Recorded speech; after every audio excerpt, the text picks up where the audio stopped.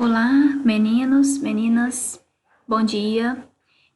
Mais uma vez estamos aqui, né? Agora para a gente iniciar um novo capítulo. Estamos aqui agora no capítulo 7 da apostila, onde falamos lá atrás, né, anteriormente, no vídeo anterior, sobre as características dos vírus, né? A morfologia, de que maneira ele se replica e tudo mais, né? E agora nós vamos tratar sobre as doenças, né? Eu havia dito a vocês que o próximo capítulo a gente falaria sobre algumas das principais patologias causadas pelos vírus, né? Então, é isso que a gente vai tratar aqui nesse capítulo, certo? Assim como a gente falou das doenças bacterianas, né? Agora a gente vai falar das virais, ok? Bom, então a primeira doença que a apostila nos traz é a hepatite, né? A hepatite, nós sabemos que existem 5 tipos. Não sei se vocês sabiam dessa informação. Aqui a apostila vai nos trazer além da hepatite B e a hepatite C. E só, tá vendo? Aí a gente vai entrar em outra doença, tá vendo? Na raiva. Mas vou deixar uma informação adicional aqui a vocês. Minha apostila tá descendo muito. Deixar uma informação adicional a vocês, que não existe somente, pessoal, esses 3 tipos de hepatite, tá? Não sei se vocês sabiam disso. Existe ainda o tipo de cinco tipos de hepatite, tá? Que eu vou relatar aqui para vocês quais são. Então, a gente tem hepatite A, B, C, que vocês conhecem, além de D e E, tá? Então, existem esses tipos de hepatites que são mais incomuns, tá bom?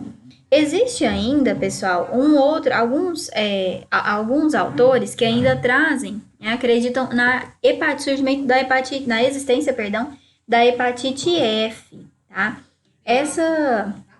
Essa hepatite F aí foi descoberta em 94, se não me falhe, se não me engano.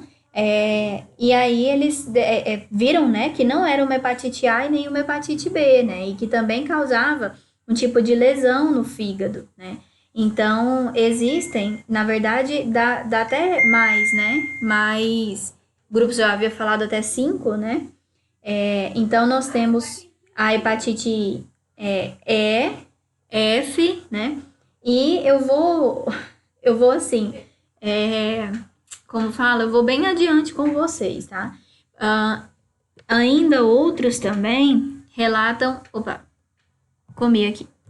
relatam a hepatite, meu computador travou, forma de hepatite G e a forma de hepatite H, tá? É estranho, né, falar isso, né? Que existem esse tanto de tipos de hepatites, né? De grupos de hepatite. Mas existem, tá? Então, assim, os grupos mais comuns que a gente conhece são esses que a apostila nos traz, tá? Eu tinha falado 5, eu errei feio, né? Porque dá muito mais, né? Até a H dá 8, né? 8. Então, assim, existem muitos tipos de hepatite, tá? Então, o que a gente precisa saber, né? Que essas hepatites, elas existem, no entanto, elas são mais incomuns, né? Então, por isso que a apostila nos traz somente esses 3 tipos, porque são as mais comuns de acometer o paciente, né? E aí, quando a gente fala nesses grupos de hepatites mais incomuns, né? Muitas delas não são por transmissão fecal oral, né? Ou sexual, tá? Então, assim, tem formas de transmissão bem diferentes, mas também bem raras. Vou deixá-las em vermelho, tá? Que são as mais raras, né? Mas eu quero que vocês saibam que existe, tá? Para pelo menos tirar essa ideia da cabeça que só existe hepatite A, B e C, tá bom? Existem também esses outros tipos. Mas então, bora lá falar sobre as hepatites principais, as mais comuns, né? Então, hepatite A, quais os aspectos clínicos e epidemiológicos da doença? Então, é uma doença viral, como a gente sabe, obviamente, aguda, né?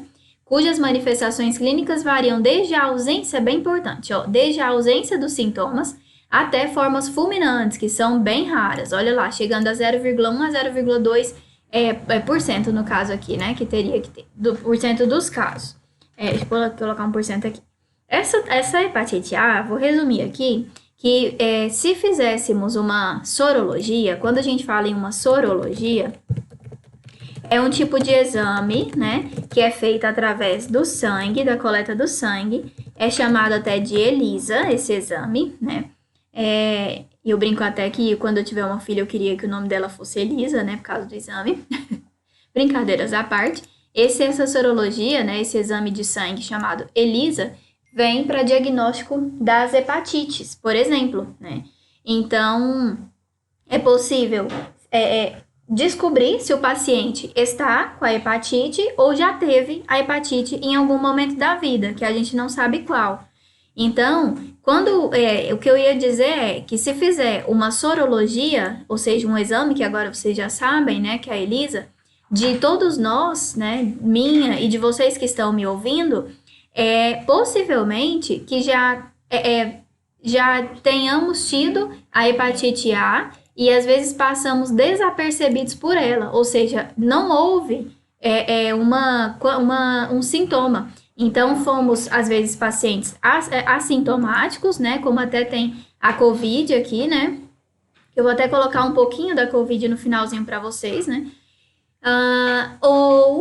né, existem formas, claro, fulminantes, mas assim, muito raro, como a gente disse, então é possível que já tenhamos tido hepatite A e não sabíamos que era, ou às vezes tivemos e imaginamos que fosse, por exemplo, uma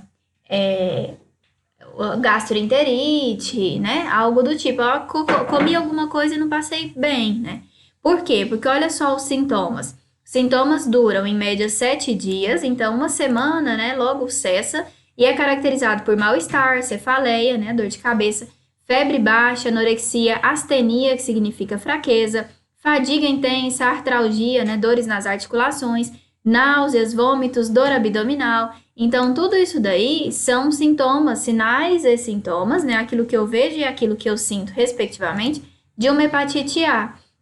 Além disso, quando o paciente vai evoluindo para uma forma fulminante, pode ser que ele apresente quadros de icterícia. Icterícia é o amarelamento, né, de pele e mucosas. Por quê? Porque a gente está falando numa doença que está acometendo o fígado, né? Hepatofígado, né? Inflamação. Então, o paciente passa a ter o amarelamento de pele e mucosas, certo?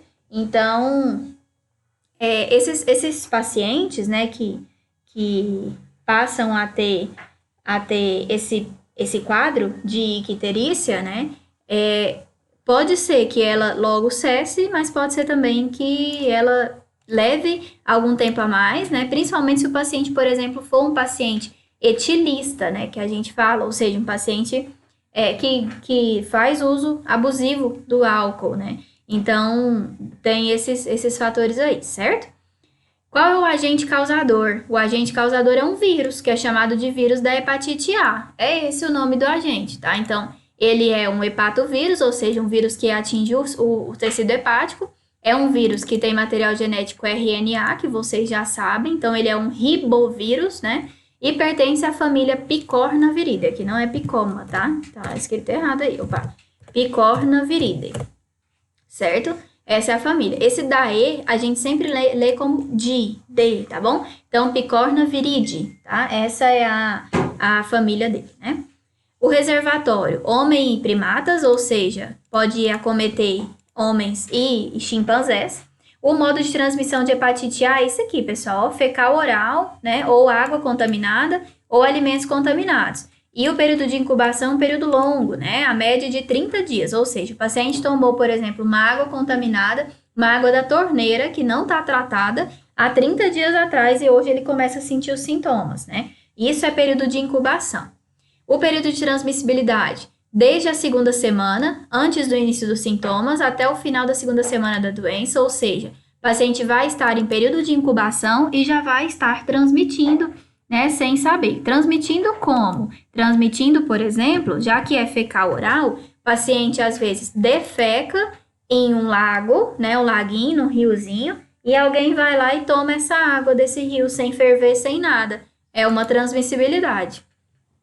As complicações, quando não ocorre cura completa, há risco de progredir por mais 6 meses, tá? Então, assim, aí já fica uma forma mais grave. Então, olha só, uma forma até fulminante, que pode levar a quadros que vão atingir órgãos como pulmões e cérebro e até quadros de septicemia, que é aquela famosa infecção generalizada. Chega ao sangue, né? E aí é meio complicado de tratar e evoluir para a cura, tá? É rara, mas pode acontecer. O diagnóstico é clínico e laboratorial, como relatei a vocês. Um dos exames importantes que a gente faz é a sorologia, tá? Que tá bem aqui, ó. Os exames específicos são feitos através da identificação de marcadores sorológicos, olha aí. Que é a infecção aguda, esse HVA é a mesma coisa que eu falei lá atrás. HVA, vírus, V de vírus, da H, hepatite A, tá? Por isso, anti-HVA, né? Então, eu vou detectar anticorpos, esse anti vem de anticorpos, né? Contra o vírus da hepatite A. IgM, e por que só IgM? O que é esse IgM? IgM é um tipo de anticorpo, para vocês que ainda não sabem, vão saber só mais lá na frente, né? Esse conteúdo, é um tipo de anticorpo que indica a fase aguda da doença. Hepatite A, pessoal, não se cronifica, tá? É a única das hepatites aqui que a gente vai ver que não se cronifica. Então, eu consigo detectar esse IgM, né, desde o início, olha só, do quadro clínico, né, ou quando esse IgM ele, pode ser detectado indicando também uma semana após o início, né, ou seja, o paciente está até, às vezes, evoluindo já para um processo de cura. Além disso, outras dosagens podem ser feitas, que é o que a gente chama de aminotransferase ou transaminase. Tudo que terminar em ase é enzima, tá? Então, tudo que eu vou falar aqui agora são enzimas presentes no fígado. Como esse ALT, a gente não lê ALT, tá? A gente lê ALAT, tá bom? Além da ALAT, a gente poderia até colocar aqui a ASAT, que não se encontra e eu vou colocar. Então, essa ALAT era chamada de TGP antigamente. E aí, hoje, chama-se mais ALAT. Além disso, vou colocar então aqui também ponto e vírgula. AST, que a gente chama de ASAT, que era a antiga TGO, tá bom? Transaminase glutâmica oxalacética e transaminase glutâmica pirúvica. Não precisa saber isso agora não, é só uma informação a mais para quem se interessar aí, tá bom? Então, as bilirrubinas também, tá? Podem sofrer alteração. Todas essas aqui são enzimas hepáticas. E se a gente está falando que tem uma lesão no fígado, obviamente, essas enzimas têm que se elevar, se alterar, tá bom? Quais as medidas de controle, pessoal? Simplesmente isso aqui, ó, saneamento básico, tá? Saneamento básico é o que resume tudo aqui pra gente. Higiene e educação sanitária. Vacina, existe vacina? Existe, tá bom? Olha aqui, ó. Mas aí vocês podem estar se perguntando, eu não vacinei contra hepatite A, não que eu lembre. Às vezes você não se vacinou realmente. Por quê? Porque o SUS não disponibiliza uma vacina. Ela existe, tá? Existe vacina para hepatite A, mas o SUS não fornece.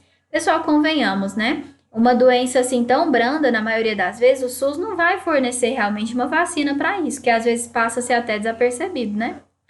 Bora para a próxima, que a gente tem muita coisa para ver. Hepatite B. Hepatite B também é um tipo, né, de hepatite, então é uma doença viral, aguda também, podendo ter infecções tanto assintomáticas como sintomáticas e fulminantes, como toda doença.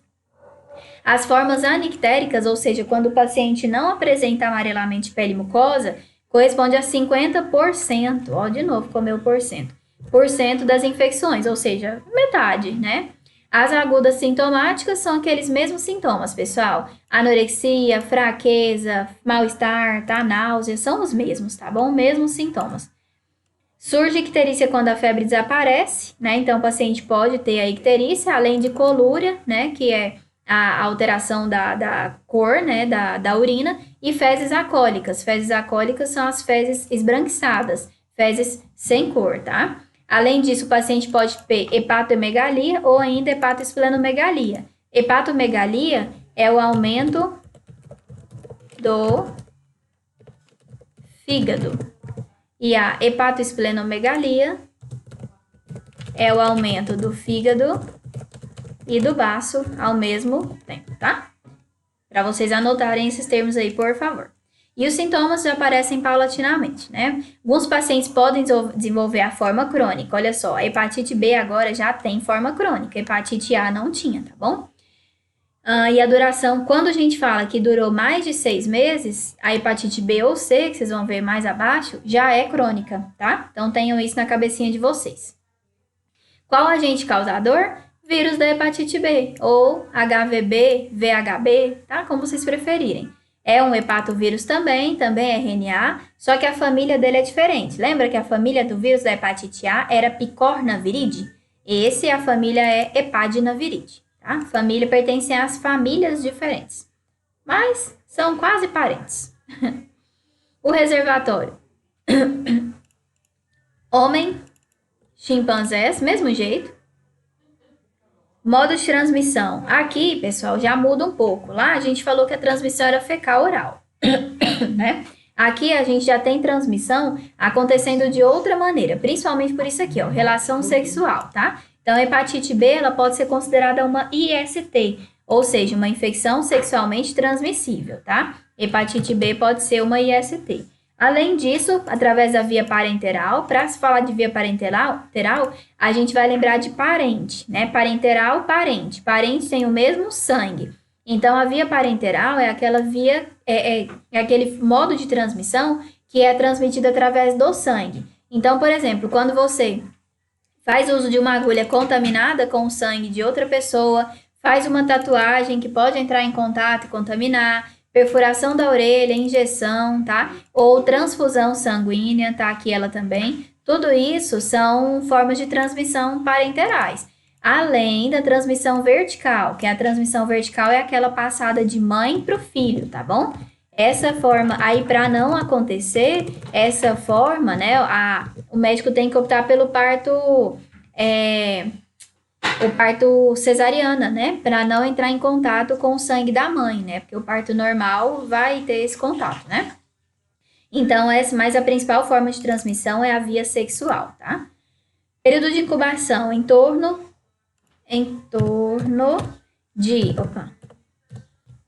60 a 90 dias, né? Então, assim, é um período de incubação bem comprido, né? O paciente tá com a doença, não sabe e tá transmitindo, às vezes, de maneira sexual, sem o uso de proteção, sem o uso de preservativos, né? Período de transmissibilidade entre 2 a 3 semanas, tá? Então, ele, como eu acabei de dizer a vocês, ele tá com a doença em período de incubação e não sabe e tá transmitindo. As complicações, pessoal, da hepatite B é ela se cronificar, ou seja, ela ultrapassar 6 meses, levar a cirrose, levar um carcinoma, ou seja, um tumor, ou ainda hemorragias digestivas e septicemia, que também é raro. Então, essas são as complicações mais acometidas em pacientes com hepatite B, tá? O diagnóstico é o mesmo, tá bom? Então, assim, eu não vou ficar muito passando diagnóstico, porque é a mesma coisa, clínico e laboratorial. Dosagem de ASAT ou ALAT, bilirrubinas, tá? Só que aqui o que muda é que dentro dessa hepatite B aqui, quem for fazer parte aí da análise, né? Acho que a enfermagem vai ver um pouco isso daqui também, vai ver sobre esses marcadores. A gente chama de marcadores virais da hepatite B, que são esses que estão listados aqui para você, olha só. HBV, deixa eu grifar de vermelho, isso. HBsAg. Deixa eu ver qual mais que tem aqui. Aqui só tá falando dos 2, mas tem muitos ainda, tá? São, se não me engano, 6 ou 7 marcadores, tá? Esse daqui, ó, esse anti-HBs, que não tem aqui, na verdade, ó, anti-HBs. O anti-HBs é um marcador interessante que vai aparecer pra gente, por exemplo, só para vocês terem um pouco de noção, quando a gente toma vacina. Então, vacinou, né? E se eu tiver imunidade para hepatite B, né? Se a vacina me conferiu uma imunidade, esse marcador aqui vai dar uma titulação, um valor muito alto, tá? Então, assim, às vezes, ao invés da gente se vacinar novamente contra hepatite B, achando que, tem muito tempo que eu não me vacino, eu preciso vacinar novamente, Às vezes não precisa, então, assim, muitas vezes quando é feito o anti-HBS e esse marcador, né, como eu disse, tiver em um valor considerável, né, acima dentro da referência, não precisa vacinar novamente, porque você já tem imunidade, ou seja, você já está protegido, tá? E aqui ele traz esses marcadores, que é o anti-HBV, né, esse aqui não, anti-HBV, tá? Com ou sem HBsAg, né? Esse HBsAg, olha só, pode ser detectado 2 a 3 meses após a infecção e pode persistir. E aqui outro detalhe bem importante que foi quando eu falei para vocês, quando permanece por mais 6 meses, essa hepatite já é considerada forma crônica, tá? Então o paciente tem que ter um cuidado maior. As medidas de controle é a vacina, né? Além da vacina, que a gente tem que lembrar que deve ser feita em 3 doses, tá bom? Então, essa vacina deve ser feita assim, ó. Até tá falando aqui, né? Então, não vou nem anotar. Então, essa vacina deve ser feita. Por exemplo, tomei hoje são 30 do 5. Tomei a primeira dose, certo? Dose 1. Aí, eu vou aguardar mais 30 dias. Então, daqui 30 dias, eu tomo a dose 2. E daqui 180 dias, ou 6 meses, eu tomo a dose 3, tá? Aí é importante a gente lembrar que, eu tomei só a primeira dose, tô imune? Não. Tomei só a primeira e a segunda, não tomei a terceira, tô imune também não. Por isso que o esquema vacinal ele tem que ser feito de maneira completa, tá? Então, as 3 doses. Além disso, como forma de controle, a gente pode lembrar aqui sobre o uso de preservativos, né? Que deve ser utilizado principalmente para pacientes que são os homossexuais, né, que são, querendo ou não, grupos mais suscetíveis, né, além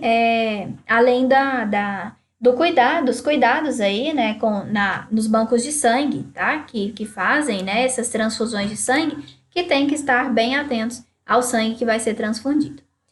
A terceiro tipo de hepatite é a hepatite C, né, que pode também apresentar icterícia grave e pode ser assintomático. Quando sintomático, pessoal, os mesmos sintomas, tá? Então, ó, mesma coisa, não vai mudar uma vírgula aqui, tá bom? Náusea, vômito, cefaleia, tá? Essa coisa toda. Essa hepatite também pode se cronificar. O paciente pode ter hepatoesplenomegalia, ou seja, aumento do fígado e do baço, né? O risco de cronicidade, essa aqui eu vou grifar isso. O risco de cronicidade é de 85% após a infecção aguda pós-transfusional. Um dado curioso dessa hepatite é que ela ficou, na verdade ela ainda é, né, conhecida por hepatite pós-transfusional. Começou a ser descoberta, assim, lá pela década de 80, né, por volta dessa época, 70, 80, né, quando os bancos de sangue começaram a transfundir sangue, só que sem a segurança toda que a gente tem hoje. E aí começou-se, então, a transfundir sangues contaminados com hepatite C. E aí foi onde começou-se a verificar, né, que o banco de sangue estava sendo um transmissor, tá? Então, ela passou a ser conhecida por esse nome aí.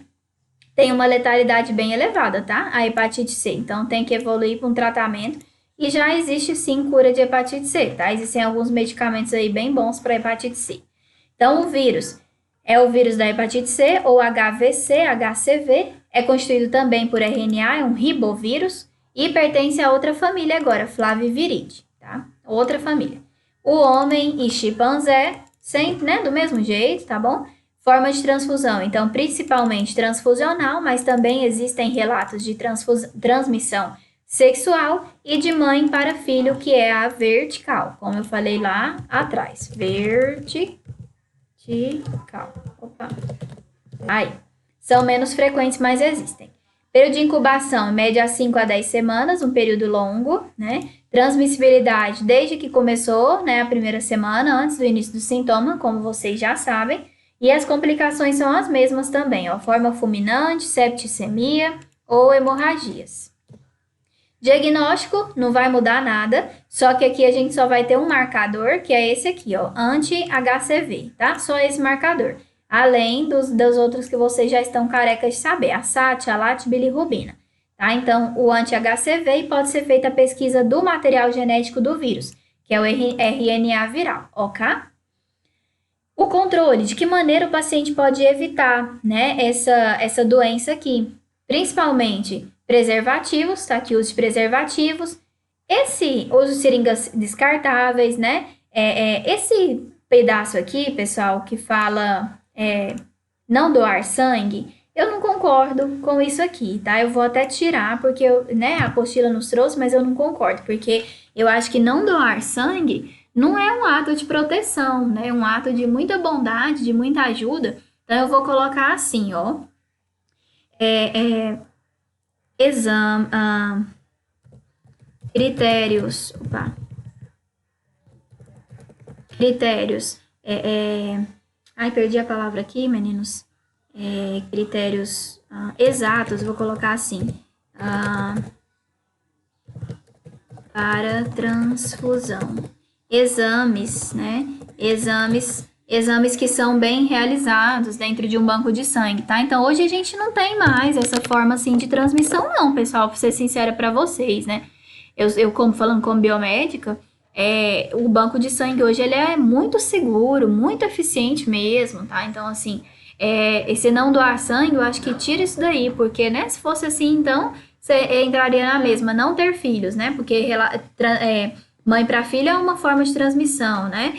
Eu acho que não, doar sangue não, tá? Então, assim, né? Você fazer todos os exames para permitir essa doação segura, tá bom? Então, vou até colocar aqui, ó, doação segura, tá?